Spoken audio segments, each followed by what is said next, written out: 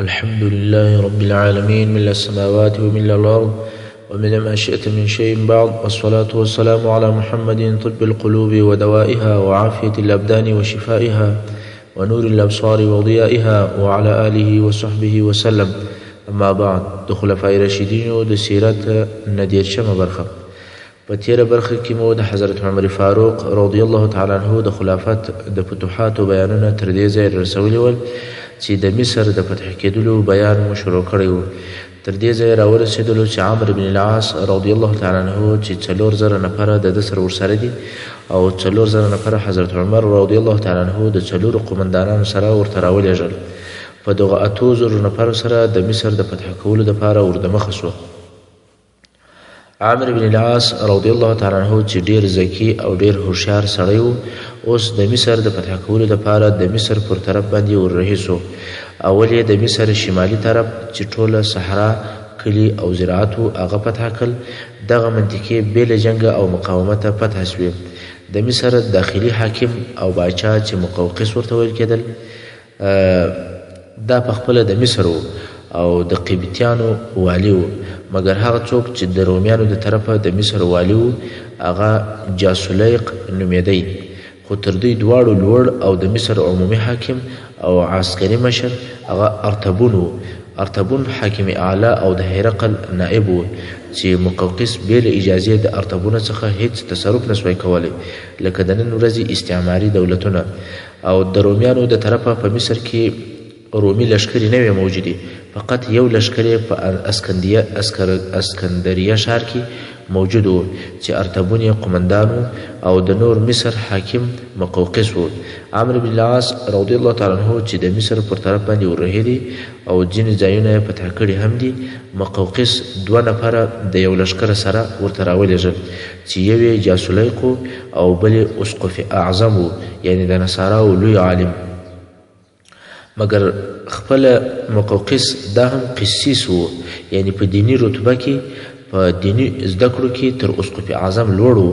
نو اوس دغه 2 لشکره چې یو د مسلمانانو او بل د مصر مخ په مخ سره ودرېدل. د مصر لشکر غواړي چې د مصر په صحراو کې د مسلمانانو پرمختګ منع کړي. عمرو بن العاص رضی الله تعالی عنه د مخه تر جنگ و جاسولیق او اسقف اعظم ته حال ورولېږئ او ورته ویل د مخه تر دې چې جنگ شروع شي یو وارې به خبرې سره وکړو، زما له طرفه تاسې ته امان دی او ستاسې له طرفه دې ما له امان وي. هغه 2 هم موافق سول او د خبرو دپاره ورته راووتل. عمرو بن العاص رضی الله تعالی عنه اول و اسلام ته دعوت کړل چې مسلمانان سئ، که دا نه وي نو جزیه راکوئ. او بیا د رسول صلی الله علیه وسلم په هغه وصیت سره خبر کړل چې مسلمانانو ته یې کړی و. او هغه حدیث دی چې امام مسلم رحمه الله روایتوي چې رسول صلی الله علیه وسلم وفرمایل: انکم ستفتحون مصر وهي ارضا يسمى فيها القيراط فاذا فتحتموها فاحسنوا الى اهلها فان لهم ذمه ورحما او قال ذمه وصهرا. رواه مسلم. یعنی قریبه ده چې تاسې به مصر فتح کړئ او دا یو مځکه ده چې په هغه کې قیراط ورته ویل کېږي. که مو دغه ځای فتح کړئ د خلکو سره یې نیکي کوئ، هغه لره ذمه او رحم سته، یعنی د دغه خلکو سره زموږ ستاسې عهد او قرابت سته، یا د هغو خلکو سره مو عهد او خیشي سته. هغه 2 نفره په تعجب کې سوه چې دا څنګه کېدلی شي چې زموږ او ستاسې په مابین کې دې قرابت او خیشي موجوده وي. نو زموږ او ستاسې په مابین کې څه قرابت دی؟ تاسې عرب یاست او موږ قبطیان یو. عمر رضی الله تعالی عنه وویل: اسماعیل علیه السلام چې زموږ د نبی صلی الله علیه وسلم نیکه دی، د هغه مور هاجر علیه السلام د مصر وه. نو تاسې د رسول صلی الله علیه وسلم ارحام او اصهار یاست، یعنی خسرګنی یاست. او رسول صلی الله علیه وسلم ستاسې په باره کې موږ ته د ښې معاملې کولو وصیت کړی دی. هغه وویل: دغه قرابت خو ډیر لیرې دی، موږ چیرې یو او دغه دوستي چیرې ده؟ مګر هو، د دغسې قرابت وفا او مراعات بې له انبیا علیهم السلام څخه بل څوک نه کوي. نو چې خبره داسې ده، ته موږ ته امان راکړه، یعنی جنګ مه کوه چې موږ خپل قوم ته ولاړ سو او د هغو سره مشوره وکړو، بیا به تا ته خبر راوړو. ته تر هغو جنګ معطله کړه. عمرو بن العاص رضی الله تعالی عنه وویل ما غوندې سړی نه ختاوځي چې تاسې ولاړ سي او ما معطله په انتظار پرېږدي، فقط 3 ورځې وخت درکوم. هغه وویل 3 ورځې کفایت نه کوي، موده نور هم زیاته کړه. عمر رضی الله تعالی عنه وویل 1 ورځ بله در زیاته 4 ورځې به سي. هغه 2 نفره مقوقس ته ورغلل، مشوره یې ورسره وکول. مقوقس د ارتبون سره چې د روم د طرفه والي و مشوره وکول.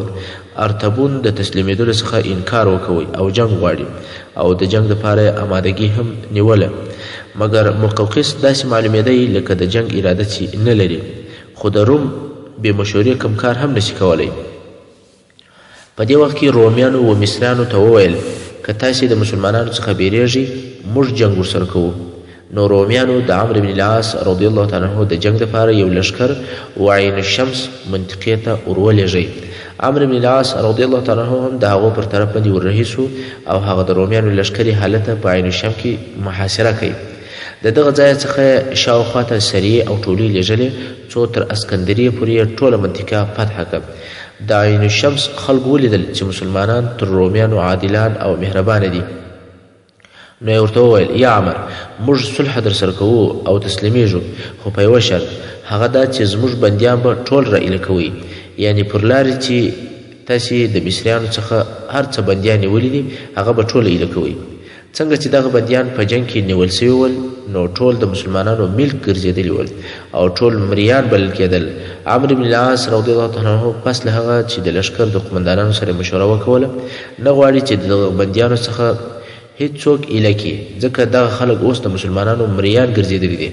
مګر کله چې د حضرت عمر رضی الله تعالی عنه څخه د دغه بندیانو په باره کې مشوره وغوښتله هغه وویل دغه بندیان یې ورپرېږدي چې خلک اسلام ته راجذب سي. قبطیانو چې د مسلمانانو مهرباني ولیدله چې حتی بندیان یې هم را پرېښول نو یې د عمرو بن العاص رضی الله تعالی عنه سره صلح وکوله او د عین الشمس خلک په صلح تسلیم سول. عمرو بن العاص رضی الله تعالی عنه و یو منطقې ته ورغلی چې اوس هغه ځای لوی ښار دی او د فسطاط په نامه سره یادیږي. په دغه منطقه کې یې خیمې ودرولې او هغه ځای تر تسلط لاندې راوستی. دلته یو لوی خیمه ودروله چې په عربي کې دغې لوی خیمې ته فسطاط ویل کیږي. د دغه ځای څخه د مصر د اداره کولو او د حکومت کار یې پر مخ بوی. دغه خیمه یا فسطاط د مسلمانانو د حکم مرکز وګرځېدی. بې له اسکندریې څخه نور ټول مصر د مسلمانانو تر حکم لاندې و. اوس چې مسلمانانو مصر د ځان ځای وبلی او دلته اوسیږي او د دغه لوی خیمې یا د دې فسطاط پر شاوخوا کورونه جوړوي نو ځکه د دغه ښار نوم چې اوس ډیر لوی ښار دی فسطاط سو چې په عربي کې خیمې ته وایي او تر اوسه هم د فسطاط په نامه سره یادیږي. او د دې دپاره چې دغه نوی ښار بې له نظمه او بې له نقشې نسي جوړ نو عمر رضی الله تعالی عنه امر وکوي چې یو وارې د ښار نقشه معلومه سي، سړکان او روډونه او هر شی دې ځان ته معلوم سي، نو بیا د هغه وروسته دې په بنا شروع وسي. نو پس له هغه چې دلته ښار جوړ سو نو دغه ځای د مصر د مسلمانانو دپاره پایتخت او مرکز وګرځېدی. تر ډیره وخته پورې دغه فسطاط د مصر پایتخت و تر څو بیا په وروسته کې قاهره جوړه سوه. اوس به د اسکندریې د فتح کېدلو بیان درته وسي. په وروسته کې عمرو بن العاص رضی الله تعالی عنه د اسکندریې طرف ته ولاړی. هلته د مسلمانانو او رومیانو په مابین کې ډیر لوی شدید جنګ جوړ سو، ځکه د اسکندریې ډیر اوسېدونکي رومیان ول او پر جنګ باندې ډیر ټینګ ول. خو په اخر کې اسکندریه هم د عمرو بن العاص رضی الله تعالی عنه د طرفه په جنګ او قوت باندې فتح سوه. نور ټول مصر په صلح فتح سو بې له اسکندریې څخه چې په جنګ فتح سو. په اسکندریه کې عمرو بن العاص رضی الله تعالی عنه یو عجیب او په زړه پورې کار وکوی. هغه دا کله چې عمر رضی الله تعالی عنه اسکندریه فتح کړه هلته ډیر زیات مالونه موجود ول. دا هغه مالونه ول چې رومیانو د قبطیانو څخه په زور اخیستي ول. اوس نو دلته دا پوښتنه پیدا کیږي چې آیا دغه مالونه چې مسلمانانو د رومیانو څخه په جنګ اخیستي دي د مسلمانانو دپاره غنیمت بلل کیږي او که دغه مالونه د قبطیانو بلل کیږي؟ چې رومیانو د دوی څخه په زور اخیستي دي او اوس بیرته باید قبطیانو ته ورکول شي که څنګه. مګر عمرو بن العاص رضی الله تعالی عنه دغه مالونه د قبطیانو وبلل او امر یې وکوی چې دغه مالونه دې قبطیانو ته ورکول شي. د دغه عدل او د انصاف په سبب باندې په ډلو ډلو قبطیان و اسلام ته داخل شول. قبطیان په تعجب کې شول چې دا څنګه دین او څونه عدل دی، په زور او په جنگ غنیمتونه لاسته راوړي او بیرته یې هغه مظلومو خلکو ته ورکوي. د عمر رضی الله تعالی عنه دغه کار د مصر د خلکو د اسلام راوړلو دپاره یو لوی او عمده سبب وګرځېدی او د مصر خلک په ډلو ډلو اسلام ته داخل شول. مګر رومیان د ابد دپاره د مصر څخه وتښتېدل. مصر یې مسلمانانو ته پرېښوی او دوی قسطنطنیه ته ولاړل. دا د هغو واقعاتو مختصره خلاصه وه چې د حضرت عمر رضی الله تعالی عنه د خلافت په زمانه کې د اسلامي دولت مځکه څونه پراخه شوه او په دغه وخت کې د شمالي افریقا څخه څه حصې هم فتح شوې وې. اوس به د هجرت د 23م کال د حج بیان درته وشي. سعید ابن مسیب رضی الله تعالی عنه چې د تابعینو د لوی علماو څخه دی وایي کله چې حضرت عمر رضی الله تعالی عنه د هجرت د 23م کال د حج څخه فارغ شو او د مینا څخه رابار شو نو یې په ابتح کې واړول. ابتح په مکه مکرمه کې د یو ځای نوم دی.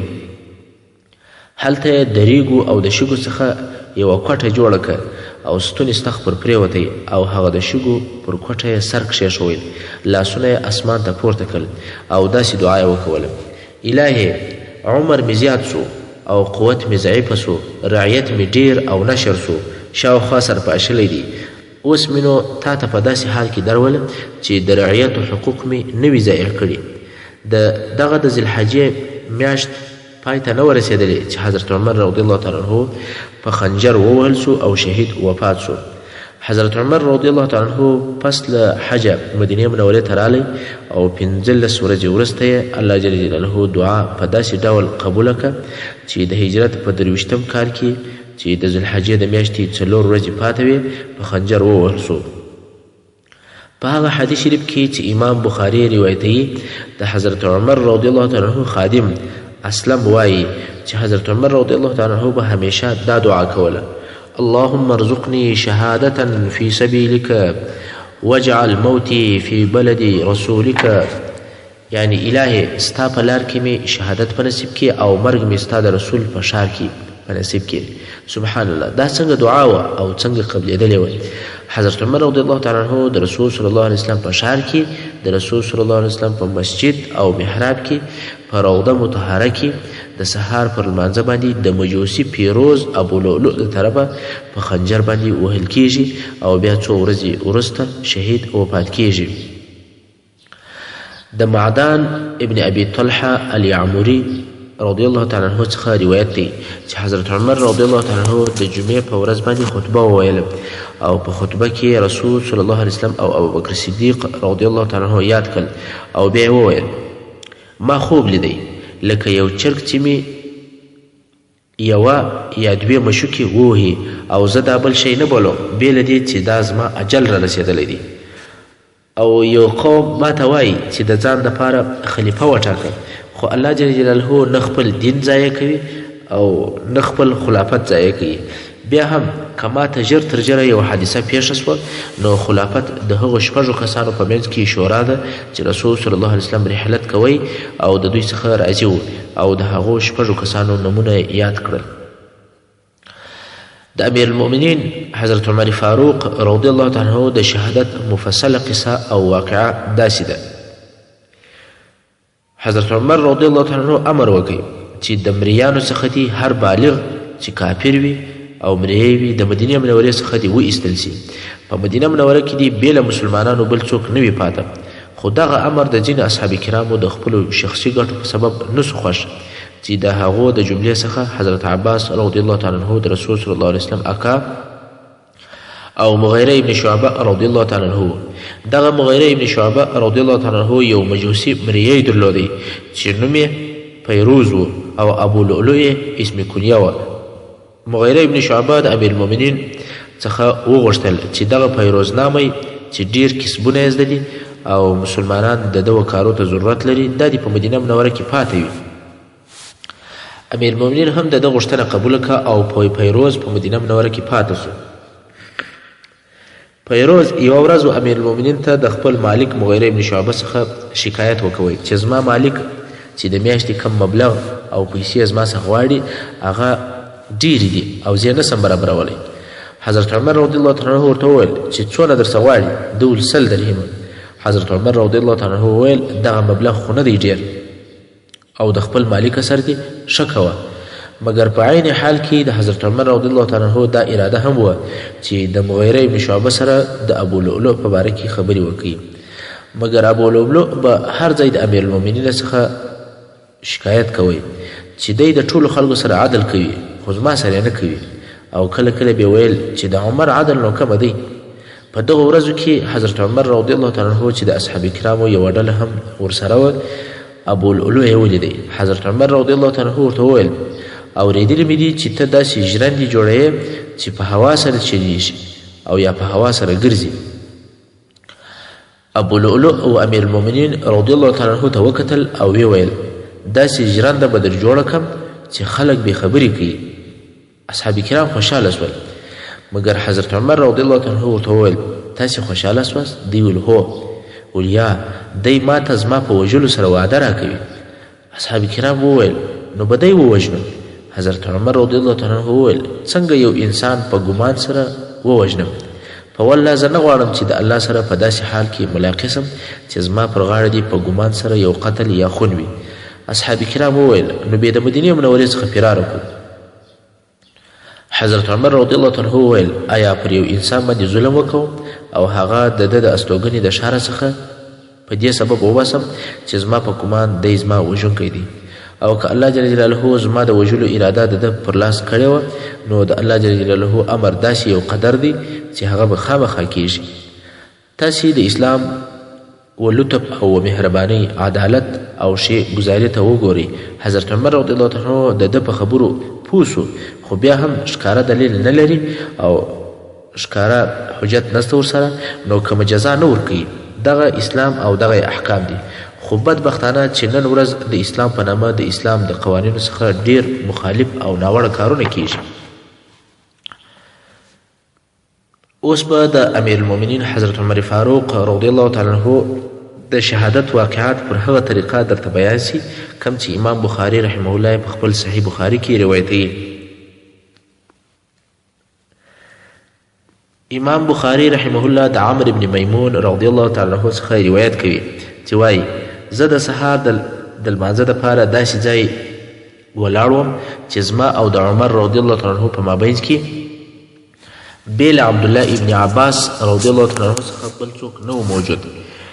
دا په هغه سهار چې حضرت عمر رضی الله تعالی عنه د سهار په لمانځه ولاړ او په خنجر ووهل شو. نو عمرو بن میمون وایي په دویم صف کې ولاړ وم چې مخ ته مې عبدالله ابن عباس ولاړ او د هغه مخ ته بیا حضرت عمر رضی الله تعالی عنه چې امام ولاړ. نو وایي زما او د عمر په مابینځ کې بې له عبدالله ابن عباس څخه بل څوک نه و. کله چې به حضرت عمر رضی الله تعالی عنه د صفو په مابینځ کې تېرېدی ویل به سم او برابر ودرېږي تر څو چې صفونه به سم شول خلل او کوږوالی به نه و پکښې نو دی به د مخه سو او تکبیر به ووایي او ډېر وختونه به په اول رکعت کې سورت یوسف یا سورت نحل ویي او یا د دې پر قسم به نور اوږده اوږده سورتونه ویل. دا د دې دپاره چې خلک راپوره او راحاضر سي. نو په دغه ورځ چې کله تکبیر احرام یا اول الله اکبر یې ووایي او موږ هم تکبیر ووایي پس له تکبیر ویلو یې موږ ځینې واورېدل چې حضرت عمر رضی الله عنه وویل ولمړ یې کړم یا یې داسې وویل چې سپي وخوړم. هغه دا چې ابولؤلؤ مجوسي په خنجر ووهی. وایي هغه کسان چې مخ ته ولاړ ول او د حضرت عمر رضی الله عنه غږ یې واورېدی پر ابولؤلؤ یې ور حمله کړل او دغه کافر په داسې دوه طرفه چاړه یا دوه طرفه خنجر چې د لاس نیولو ځایه په مابینځ کې و دواړو طرفو ته یې د وهلو شان درلودل. پر هر چا چې به رالی هغه به په وهی راسته او چپه طرف ته وهل کوي تر څو چې 14 نفره یې په دغه خنجر باندې وول او د هغو څخه 7 نفره شهیدان شول. کله چې د مسلمانانو څخه یو نفر دغه حالت او کیفیت ته متوجه سو چې څوک دغه کافر ته هغه د خنجر په سبب نسی ورنږدې کېدلی ځکه کافر چپه او راسته طرف ته وهل کوي. نو هغه سړي پوستین غوندې یو لباس اغوستی و چې په عربي کې پروه ورته وایي. دغه پوستین یې پر واچوئ او هغه مجوسي یې په هغه کې وپیچئ. اوس چې ابولولو پیروزنامه پارسي مجوسي کافر فکر وکئ چې اوس خو ونیول سوم، نو یې خپل ځان هغه خپل خنجر مړ کئ.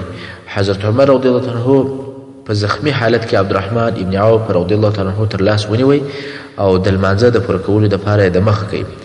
هغه مسلمانان چې شاته په وروستنیو صفو کې ولاړ دي هغو واورېدل چې حضرت عمر رضی الله عنه تکبیر ووایي او قرائت وزنډېدی. په دغه پیښو حالاتو باندې نه دي خبر چې د مخ په صفو کې څه پیښیږي، نور معلومات نسته ورته. مسجد هم په بره یا په عرض باندې لږ بر لري، خو د شا پر طرف باندې اوږد دی. فقط د مخني صفو لږ کسان په واقعه خبر دي. د شا د صفو خلک تکبیر او تحلیل وایي. د هغو په ګمان باندې حضرت عمر رضی الله عنه په جهري قرائت کې خطا وتلی دي او خفیه یا کرار یې وایي. نو خلک سبحان الله سبحان الله په زوره وایي، فتح ورکوي. خیر عبدالرحمن ابن عوف رضی الله تعالی عنه د مخه شو او لمونځ یې په داسې اختصار سره پای ته ورسوئ چې سورت کوثر او سورت نصر یې کې وویل. حضرت عمر رضی الله عنه په زخمی حالت کې خپل کور ته یوړل شو او د عمر رضی الله عنه د بدن څخه وینې بهېدې. عبدالله ابن عمر رضی الله عنهما رالی او د خپل پلار سر یې په خپل غیږ یا په خپل زنګانه باندې کښېښوی. پلار یې ورته وویل زویه زما سر پر خاورو کښېږده، ښایي چې الله جل جلاله راباندې ورحمیږي. او بیا یې وویل که زما رب راباندې ونه رحمیږي نو زما او زما مور لرې دي هیلاک وي. او بیا یې وویل زویه که زه مړ سوم سترګې مې راپټې که او په یو عادي کفن کې مې وپیچه، ځکه کله چې زه خپل رب جل جلاله ته ورسم که مې رب جل جلاله راڅخه راضي و د دغه کفن په عوض او په بدل کې به ښه لباس او جامه راکړي. او که زه ورلم او زما رب جل جلاله پر ما باندې په قهر و نو دا زما کفن به په کشولو راڅخه وباسي. او بیا د وینو د بهېدلو په سبب باندې بېهوشي پر راله.